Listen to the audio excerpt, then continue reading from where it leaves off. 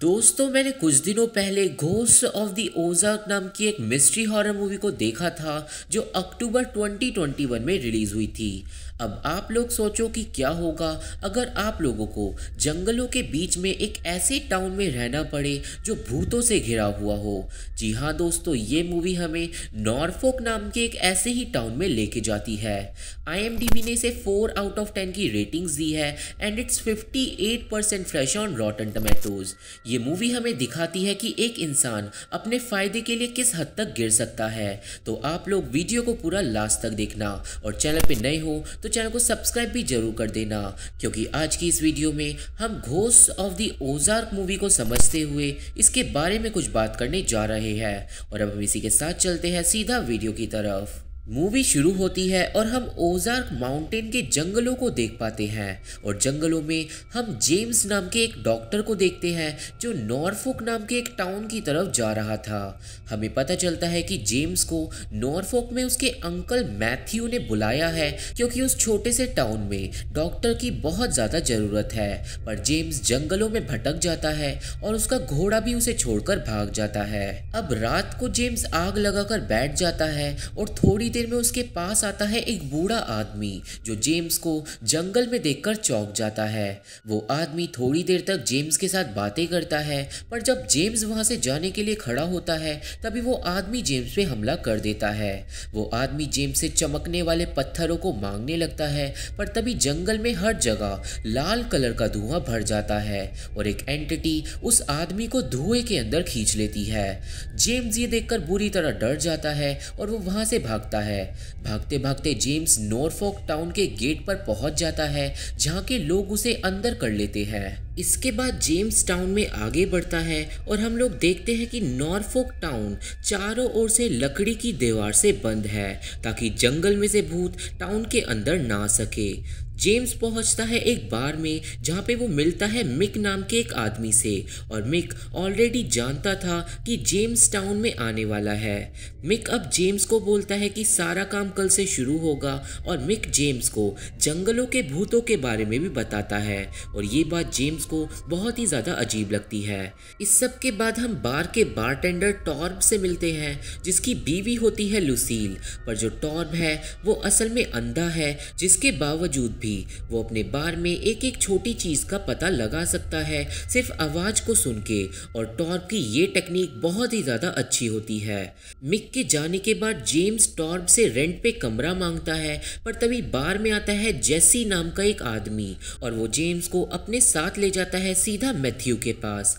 अब जेम्स अपने uncle Matthew से मिलता है जो बातों में उसे पुराने डॉक्टर के बारे में बताता है जो कुछ ही टाइम पहले मारा गया है और वो जेम्स को उसकी सारी ड्यूटी भी बताता है। पर इसी के साथ मैथ्यू जेम्स को एक स्पेशल नींद की दवाई बनाने के लिए बोलता है जो पुराना डॉक्टर भी मैथ्यू के लिए बनाता था। अब सब लोगों से मिलने के बाद जेम्स फाइनली जाके सो जाता है, पर सपने में भी उसे ओजार्क के भूत दिखाई देते हैं। अगली सुबह जेम्स के लिए लुसील नाश्ता बनाती है और तभी बार में एंटर करते हैं एनी और उसका भाई विलियम और ये दोनों असल में शिकारी हैं और टाउन से बाहर जंगलों में अकेले रहते हैं। इसके बाद एक माइनर जेम्स को उसके कैबिन तक छोड़ के आता है और हमें पता चलता है कि ये टाउन असल में गैस की माइनिंग करता है जिसका मालिक असल में मैथ्यू है। अब अपने कैबिन में सबसे पहले जाने के बाद जेम्स अपने हाथ को एक अजीब मशीन के अंदर दबाता है, पर वो ऐसा क्यों करता है ये हमें बाद में पता चलेगा। इसके बाद जेम्स टाउन के बीमार लोगों का इलाज करता है और सभी लोग जेम्स से बहुत ज़्यादा खुश होते हैं। और फिर रात के टाइम जब वो अपने कैबिन में होता है तभी उसे टाउन के बाहर से किसी की चिल्लाने की आवाज़ आती है। वो तुरंत ही बाहर भागता है और वो टाउन के गेट से बाहर झाँक कर देखता है जहाँ पे जो नाम का एक आदमी घायल हालत में पहुंचता है और जेम्स तुरंत ही जो को अपने कैबिन में लेके जाता है। जो के मुंह से बहुत सारा खून बाहर निकलने लगता है और जेम्स देखता है कि जंगलों के भूतों ने जेम्स की जीभ को काट दिया है और फिर जेम्स एक गरम रॉड से जो के घाव को भर देता है। अगली सुबह जेम्स को जो के पास से कुछ चमकते हुए पत्थर मिलते हैं, पर तभी जो को होश आ जाता है और वो पत्थरों को छीनकर वहां से भाग जाता है। जेम्स को कुछ भी समझ नहीं आता कि जो के साथ क्या हुआ था, पर वो इस बात को टाउन में किसी को भी नहीं बताता। इसके बाद जेम्स जाता है मिक के पास, जो असल में टाउन का टेलर है, और मिक की शॉप में जेम्स को एक पुराना कैमरा मिलता है।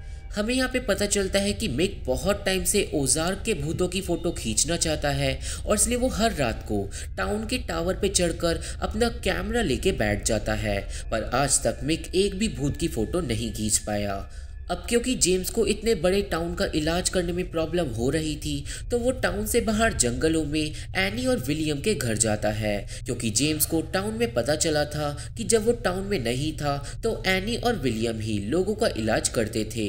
एनी से मिलने के बाद जेम्स को पता चलता है कि उन दोनों भाई बहनों को आज तक एक भी भूत दिखाई नहीं दिया है, और हमें यह भी पता चलता है कि विलियम अपने पापा की मौत के बाद से एक शब्द भी नहीं बोला है। अब जेम्स एनी को उसकी मदद करने के लिए बोलता है, पर एनी बोलती है कि उस टाउन के लोगों को एनी और विलियम का टाउन के अंदर आना ज़्यादा पसंद नहीं है, और इसलिए एनी जेम्स को मना कर देती है। इसके बाद रात के टाइम टॉर्ब और लुसील एक गाना गाते हैं, जिसमें हमें टाउन के सारे लोगों से इंट्रोड्यूस कराया जाता है, और फिर अगले दिन मैथ्यू जेम्स के पास उस नींद की दवाई की रेसिपी लेके आ जाता है। जेम्स उस दवाई की रेसिपी देखकर चौंक जाता है, क्योंकि वो काफ़ी ज़्यादा खतरनाक दवाई थी, पर मैथ्यू के हिसाब से वो उस दवाई को सालों से ले रहा है, और वो जेम्स को उस दवाई को बनाने का ऑर्डर देता है। सीन जाता है टाउन की एक छोटी लड़की पे, जो पतंग उड़ा रही थी, पर उसकी पतंग टाउन के बाहर चली जाती है। वो लड़की अब बॉर्डर के नीचे बने हुए एक छोटे से छेद से बाहर निकल जाती है, पर वो भूतों को चकमा देने के लिए एक अजीब मास्क पहन लेती है। दूसरी तरफ हमें जेम्स को दिखाते हैं, जो टाउन से बाहर जाता है मैथ्यू की दवाई के लिए मशरूम लेने। अब जेम्स जब मशरूम तोड़ रहा होता है, तभी हर जगह लाल धुआं आ जाता है, और जैसे ही मैथ्यू भागने की कोशिश करता है, वो उस धुएं की वजह से बेहोश हो जाता है, और उसे एक भूत भी बेहोशी की हालत में दिखाई देता है। जेम्स को अब सीधा रात में होश आता है, और वो सदमे में टॉर्ब और लुसील के पास पहुंचता है।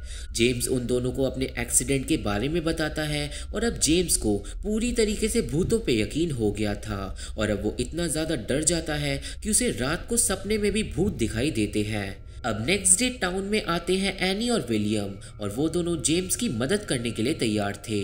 जेम्स उन दोनों को अपने कैबिन में लेके जाता है, और फिर वहाँ पे आती है वही छोटी लड़की जो कल बॉर्डर के बाहर चली गई थी। हमें अब पता चलता है कि वो लड़की जेसी की बेटी है, और उसने अपनी हड्डी को डिसलोकेट कर लिया है। जेम्स अब उस बच्ची का इलाज करता है, पर इलाज के बाद जेसी वहाँ से गुस्से में अपनी बेटी को लेके चले जाता है, क्योंकि जेसी को एनी और विलियम का टाउन में आना बिल्कुल अच्छा नहीं लगा था। अब थोड़ी देर बाद हम जेम्स को फिर से उसी मशीन में अपना हाथ दबाते हुए देखते हैं, और इसके बाद जेम्स एनी और विलियम के साथ टाउन को पूरे दिन संभालता है।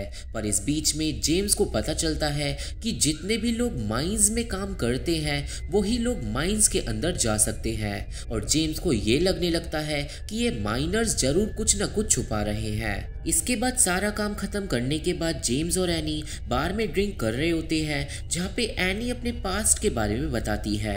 हमें पता चलता है कि एनी के पापा और मैथ्यू ने मिलके इस टाउन को बनाया था, पर मैथ्यू ने एनी के पापा को धोखा दे दिया था, और पूरा टाउन एनी और उसकी फैमिली के खिलाफ हो गया था। पर इतना सब कुछ होने के बाद भी एनी के पापा ने अपनी फैमिली के साथ जंगलों में रहना शुरू कर दिया, और उसकी फैमिली ने टाउन वालों की बाहर से ही मदद करी। अब इस सीन में जेम्स अपने अंकल की साइड लेता है, और उसे यकीन नहीं होता कि एनी की बातें सच हैं, और एनी बोलती है कि अभी तुम्हें तुम्हारे अंकल की असलियत नहीं पता है, और इसी बात पे उन दोनों में लड़ाई हो जाती है, और जेम्स वहाँ से चले जाता है।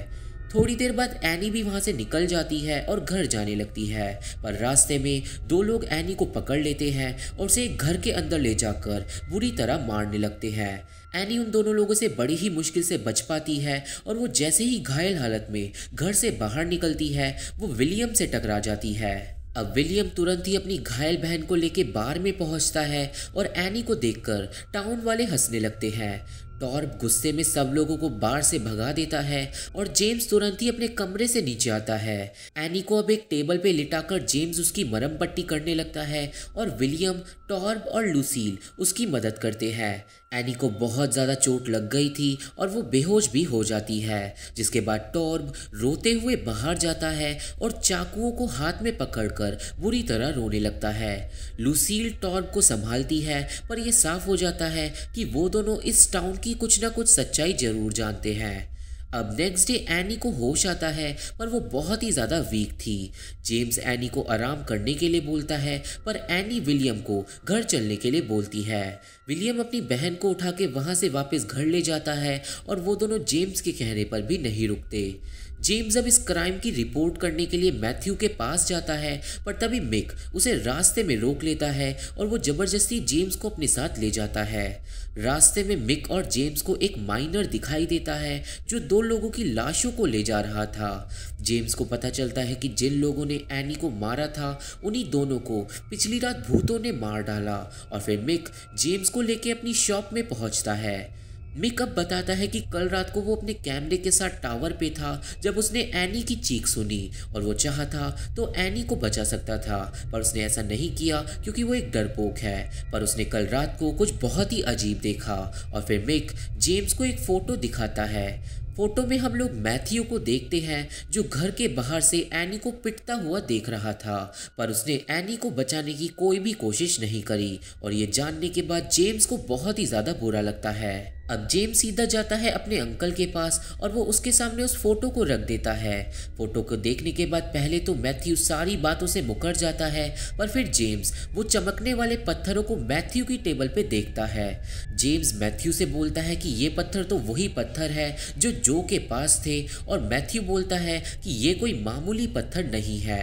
और फिर अब फाइनली जेम्स को सारी कहानी समझ आ जाती है। जेम्स को पता चलता है कि मैथ्यू माइनर्स के साथ मिलके गैस की नहीं, असल में हीरो की खान में काम कर रहा है और उसने इसी बात को लोगों से छुपा रखा है ताकि उसे लोगों को पैसे ना देने पड़े। बेचारे टाउन वालों को तो असल में ये पता ही नहीं है कि उनके पैरों के नीचे हीरे दबे हुए हैं और सारा फायदा सिर्फ मैथ्यू को हो रहा है। और ये बात एनी और विलियम अच्छे से जानते हैं और इसलिए मैथ्यू ने एनी पे वो हमला करवाया था, क्योंकि वो दोनों टाउन में वापस आने की कोशिश कर रहे थे। जेम्स को जैसे ही ये सब पता चलता है वो सीधा वहाँ से भाग जाता है और दूसरी तरफ हमें एनी को दिखाते हैं जिसे एक बुरा सपना आता है, जिसके बाद वो अपने भाई विलियम को जेम्स को बुलाने के लिए बोलती है। जेम्स भी टाउन से निकलकर सीधा एनी के पास आ रहा था, पर तभी लाल धुआं उसके पीछे आने लगता है और दूसरी तरफ एनी के घर के आसपास भी लाल धुआं आ जाता है। एनी घर से भागने की कोशिश करती है, पर तभी उसका मेन डोर कोई बाहर खींच लेता है। जेम्स को धुएं में उजाड़ का एक भयानक भूत दिखाई देता है और तभी जेम्स को वो भूत एक ट्रैप में फंसाकर पेड़ पे लटका देता है। पर यहाँ पे जेम्स समझ चुका था कि मैथ्यू किसी तरीके से इन भूतों को कंट्रोल कर रहा है। अब एक भूत जेम्स को मारने ही वाला था कि तभी वहाँ पे विलियम आ जाता है जो गोली चला के भूत को भगा देता है। विलियम अब जेम्स को बचा के वापस घर ले जाता है, पर घर पहुँचने के बाद वो दोनों देखते हैं कि एनी के घर को किसी ने जला डाला है और एनी कहीं भी दिखाई नहीं दे रही थी। ये सब देखने के बाद विलियम रोने लगता है और जेम्स उसे संभालता है। थोड़ी देर बाद जेम्स विलियम को लेके बार में पहुंचता है जहाँ पे टॉर्ब और लूसील बहुत ही ज़्यादा दुखी थे और लूसील बताती है कि मैथ्यू टाउन में एक रेवोल्यूशन शुरू करने जा रहा है। सीन जाता है मैथ्यू पे जो पूरे टाउन को स्पीच दे रहा था। टाउन के सारे लोगों ने भूत वाले मास्क लगा रखे थे और मैथ्यू भूतों को भगवान बताता है जो इस टाउन की हमेशा से रक्षा कर रहे हैं। सारे लोग मैथ्यू की बातों में साथ दे रहे थे और फिर वहां पे आता है जेम्स जो देखता है कि मैथ्यू मिक को एक धोखेबाज बता रहा है। मैथ्यू ने मिक की आंखें भी निकाल दी थी और फिर वो उसे जिंदा जलाने वाला था, पर इससे पहले ऐसा हो पाता विलियम एक गन को मैथ्यू पे पॉइंट कर देता है। मैथ्यू को अब मिक को छोड़ना पड़ता है, पर अब लोग विलियम को पकड़ लेते हैं। दूसरी तरफ बार में मैथ्यू कुछ लोगों को लूसील और टॉर्ब को मारने के लिए भेजता है, पर लूसील और टॉर्ब मिलके सारे घुसपैठियों को एक एक करके मार डालते हैं। अब जेम्स टाउन के लोगों को सच्चाई बताता है कि उनके पैरों के नीचे हीरे दबे हुए हैं, पर अब मैथ्यू एक भूत की मूर्ति से कपड़ा हटाता है जिसे वो लोग जलाकर सेलिब्रेट करने वाले थे। अब इस सीन में लोग जेम्स के हाथ की बाजू फाड़ देते हैं, जिससे लोगों को पता चलता है कि जेम्स का पूरा हाथ टाकों से जुड़ा हुआ है, और जिस मशीन में जेम्स अपना हाथ दबाता था वो इसलिए ही दबाता था ताकि उसका हाथ ढंग से काम करे। और जब उसकी सच्चाई लोगों को पता चलती है तो जेम्स काफी ज्यादा एम्बैरेस हो जाता है। लोगों को जेम्स की बातों पे बिल्कुल भी यकीन नहीं होता, पर तभी एनी उस भूत की मूर्ति से बाहर निकलती है, और जब लोगों को पता चलता है कि मैथ्यू एनी को जलाकर मारना चाहता था तो लोगों को भी मैथ्यू पे शक होने लगता है। जेम्स अब अपने अंकल की सारी पोल पट्टी खोल देता है, और जब मैथ्यू को लगता है कि बात उसके हाथ से निकल गई है तो वो चिल्लाकर भूतों को टाउन के अंदर बुलाता है। अब कुछ बंद जगहों से मास्क पहने हुए माइनर्स निकलते हैं जो उस लाल धुएं को टाउन में छोड़ने लगते हैं, और अब यहाँ पे जेम्स समझ जाता है कि असल में कोई भूत है ही नहीं और ये सारा कुछ मैथ्यू का काम था, और उसने इन भूतों को इसलिए बनाया था ताकि लोग टाउन छोड़कर ना जा सके। लोग अब उस धुएं से बेहोश होने लगते हैं, मतलब ये धुआं उसी नींद की दवाई से बनाया गया है जो जेम्स को मैथ्यू ने बनाने का ऑर्डर दिया था। और अब जेम्स सब लोगों को टाउन से बाहर भागने के लिए बोलता है। सारे लोग एक एक करके टाउन से बाहर चले जाते हैं और जेम्स फाइनली सबको अपनी बातों पे यकीन दिला देता है।